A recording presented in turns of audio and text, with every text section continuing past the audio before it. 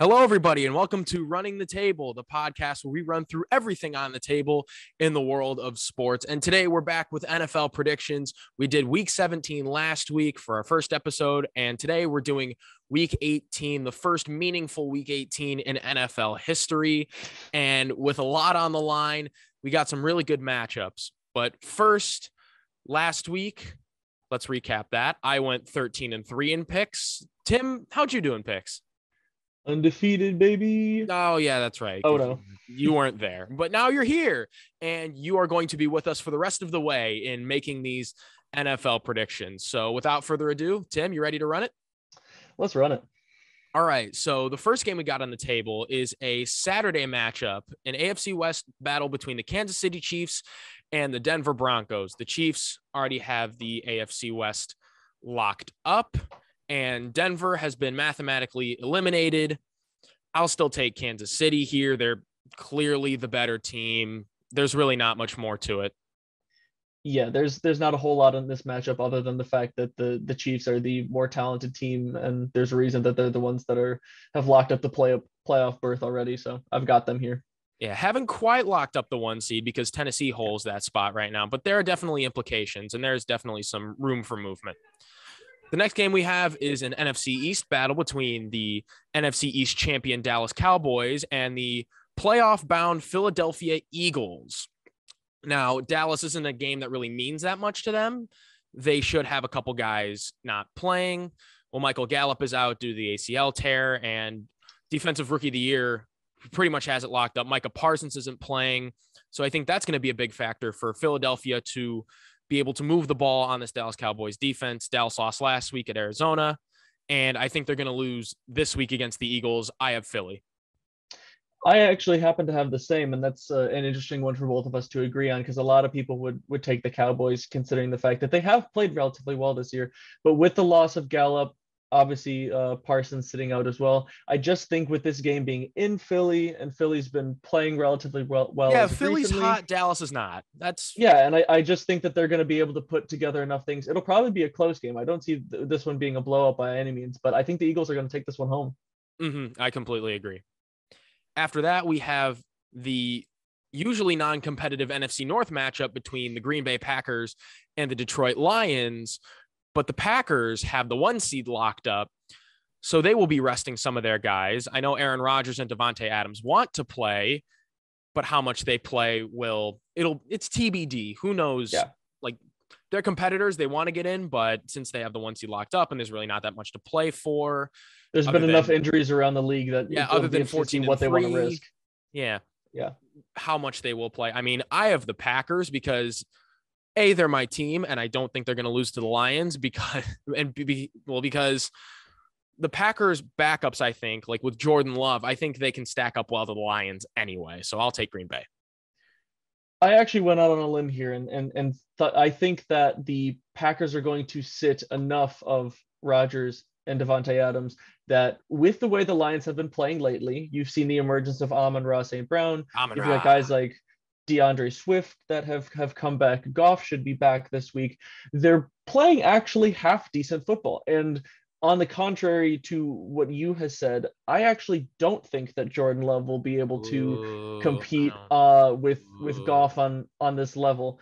Not that Goff is by any means a star-studded quarterback, but we saw a little bit of what a Love-led Packers offense looked like against the Chiefs. Now, granted, that's the Chiefs, arguably a significant. Obviously, the Chiefs' defense ain't great, but I still don't think Love's going to really have enough of it. And I actually have the Lions here. A very interesting disagreement between the two of us. After that, we have an AFC North matchup, the battle for Ohio, the Cincinnati Bengals and the Cleveland Browns. But this is going to be kind of like a mitigated battle because you have multiple stars on both sides not playing. Cincinnati's already locked up the North. Joe Mixon tested positive for COVID. Joe Burrow also will not be playing. In Cleveland, Baker Mayfield is getting surgery on that labrum that he's been playing with most of the season. And I think that'll actually be a blessing for Cleveland to have a healthy quarterback in Case Keenum who can fill in really nicely when needed to. So I'm going to take the Browns here at home against the Bengals. Yeah, I had a little bit of the same thought process there with the amount of guys that the Bengals were holding out either purposefully or due to like the COVID-19 list and whatnot. I think the Browns will play substantially better football under Case Keenum. By no means are they a completely healthy and star-studded team at the moment, but I think that I mean, it'd be once a lot again, better matchup if both teams were healthy, but oh, they're yeah. not. And some guys are resting and whatnot. So Yeah, week 18 always brings a lot of these interesting matchups where it's kind of like, okay, what guys are going to be here and not. But I think the Browns are going to have enough pieces to sort of just outpush the Bengals in this matchup here. So I've got Cleveland as well. nice. After that, we got another NFC North matchup, the Bears and the Vikings. I have Minnesota. I don't like the Bears. They've been an absolute dumpster fire all year. And when Justin Fields finally is just starting to get healthy, boom, COVID list. No Fields for you. Dalton is your quarterback. Kirk Cousins is coming back for the Vikings. Vikings will win. Yeah, even being the somewhat Bears fan that I am, I don't even know how much of a Bears fan I consider myself to be because half the time I want them to lose, mostly because I want management out. But we covered that in a different video. Yes, we did. But I am of the same opinion that I think Kirk Cousins coming back, along with sort of the quarterback ring around the rosy that the Bears have been running with, even if Fields does come back for them. I don't see them being able to stop enough of the Vikings offense with Kirk Cousins back for them to put up the points to end up beating said Vikings. So I think with the Vikings having all the guys that they have, I think they'll be able to outmatch them in most positions. Yeah. So go Vikings in this week 18 matchup. Next, we have an NFC least battle between the Washington Footballs, soon to be named later in about a month, and the New York Giants, who are not looking so giant right now. The Giants stink. I got the Footballs. It's really not. It's hard to pick a team with Mike Glennon and or Jake Fromm at quarterback. So I'll take the Footballs. Yeah, neither one of those are great options. Glennon has done nothing special for them, and you really haven't seen much of Fromm. I think when it comes down to it, I mean, you saw a lot of what the Giants could or couldn't do against the Bears last week. Granted, Bears defense definitely better than the Footballs, in my opinion, but that's an opinion I agree think with. But that's a video. that's another story. But when it comes down to it, I just don't. It's not going to be a particularly fun game to watch. Don't predict. But Washington still has enough options on offense that I think that they'll be able to handle anything really the Giants throw at them. I think Saquon might be back now, but either way, it'll matter. I don't think he'll be able to carry him enough. He hasn't had that sort of workload consistency to be able to power them to a victory in this one. So I've got Washington as well. Yeah. After that, we have an AFC South battle with playoff implications for one of these two teams, and the other team is trying to tank for the first overall pick, the Indianapolis Colts and the Jacksonville Jaguars. The Indianapolis Colts are right on a playoff bubble with win and you're in, lose and you're in danger of being knocked out. Now, this is going to be my upset of the week. I actually have the Jacksonville Jaguars. Stranger things have happened in the NFL. And a stat that people have really hyperfixated on for this matchup is that the Colts have not beaten the Jaguars in Jacksonville since 2014. It's been a long time the Colts have been able to win in Jacksonville. And funny enough, I think Trevor Lawrence is going to keep that streak going, even with all the bull crap that the Jaguars have been through. And I think Indianapolis misses the playoffs. Yeah, it's definitely a bold prediction, but once again, it's not nearly as bold when you look at the statistics with obviously that stat of not winning there since 2014. But I am going to have to disagree with you on this one because regardless of statistics, I don't think we've really ever seen this much of a difference talent-wise between these two teams when they have played in Jacksonville in the last 7 or so years and whatnot.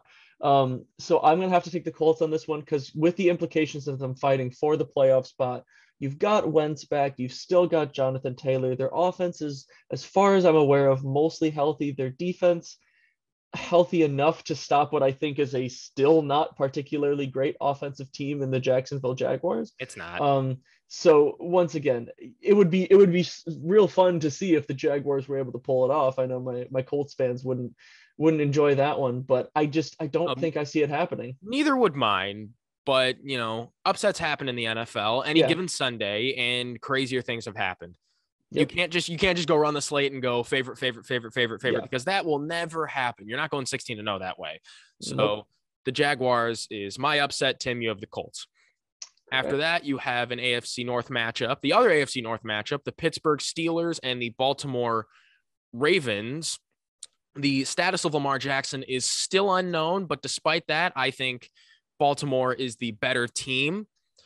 I know I've picked them to win a couple times, like earlier, not on camera, like earlier in this, and they haven't been producing as of late, but I think this is where they snap that losing streak and get back on track with a win against their rival Steelers. Yeah, especially with the playoff implications and whatnot of everybody trying to push there. I think the Ravens, especially if Lamar comes back, even if he doesn't, I still kind of like them in this matchup. Obviously, Lamar has a big effect on this game, but I have the Ravens in this one as well, partially because looking at what I saw from the end of the Monday Night Football game in which the Steelers pulled off most likely Big Ben's last win in at home. Big ketchup bottle. Yes, Heinz Stadium. But from what I saw from that, I kind of have a feeling that they're going to come out a little flat despite their push to the playoffs, as even Big Ben had said, I'll be back to have one more game or whatnot, because they still have the one to potentially head into the playoffs. But it just seemed like so much wrapped up on that high note there that I have a feeling that they're just not going to really come to play in this game here. So I think the Ravens are going to take it. Yeah. I mean, we both have Baltimore, and we'll see how that plays out. But after that, there's an AFC South matchup, which shouldn't garner too much debate. The Tennessee Titans, who have the 1 seed currently, and the Houston Texans, who are not good at football. Yeah, they're not good at football. The Titans are good at football. I'm not going to overthink this. Titans win. Yeah, there's not much to think about here. I have the Titans as well. Obviously, are we going to move on? I have one thing, not necessarily pertinent to this specific game. You do have Derrick Henry on track to make his return soon. He's not going to be in time for the game this Sunday. I mean, I don't necessarily think they need him, though. No, I don't think they need him either, but that will be an interesting implication for them going forward. Yeah. See what he can do for them. Yeah, it'll be nice to have Derrick Henry during the playoffs, especially if they get that bye. Oh, for sure. Yeah. After that, you have the New Orleans Saints and Atlanta Falcons. New Orleans is still alive in the playoff hunt. They're fighting for their playoff lives. They need a win, and then they need the Rams to win to get in. I think they fill their end of the bargain. Whether the Rams fill theirs, we'll get to that later. But I think New Orleans defeats a subpar Atlanta Falcons team, and there's really not much more I have to say about that. Yeah, the Falcons they just still have not quite figured it out. They have some weapons, they have some decent guys, but they just can't seem to put together entire games of good football, or at least not very many of them. I think there's some of the stat where they might be like 1-7 at home this year, which is atrocious. And I don't see them pulling this one out either, because I think the Saints will have Taysom Hill back, if I'm not mistaken, and the rest of their team is mostly healthy as of late. So I see the Saints coming in and beating them pretty handily, I think. Yeah. After that, you have an AFC East matchup that shouldn't require too much thought. The New York Jets and the Buffalo Bills. Jets stands for just end the season for a reason, and they can't wait to end it with a loss against the Bills in Buffalo. Yeah, they certainly don't have a lot going their way. And I don't necessarily think this game will be that much of a blowout. I think the Jets will actually be able to put up some points, and I'm not sure if I see the Bills going off for a crazy offensive game, but I'd be an idiot to not choose the Bills in this matchup, and I won't think too hard about it. I've got Buffalo. Yeah, there will be a little bit more thinking required if you're going to bet the spread in this game, because currently as the spread stands, Buffalo is favored by 16 points, which is a lot. So that maybe and that's where requires I a little think bit they more kind of thought. are a little bit overestimating the dominance of Buffalo in this game. I But don't know if they'll really. But we're not picking the We're spread not picking here. the spread. We're just going outright. Yep. Buffalo. Now we have the Rams and the 49ers. The Rams have locked up a playoff spot and they're fighting for a division title. And the 49ers win and you're in. If you win, you are in the playoffs. And surprisingly, I think they do just that. Even at SoFi against the Rams, I think whichever quarterback is healthy, Jimmy G or Trey Lance, I think they come into Los Angeles and upset the Rams and punch their ticket into the postseason. Yeah, this game I think will be a very interesting one to watch. As far as I'm aware, I believe Trey Lance is still set to be the starter. I don't think they've made anything clear about Jimmy G's return, but it's still certainly very possible. And I think this is actually going to be a pretty close game. I think it's going to be a lot closer than a lot of people think.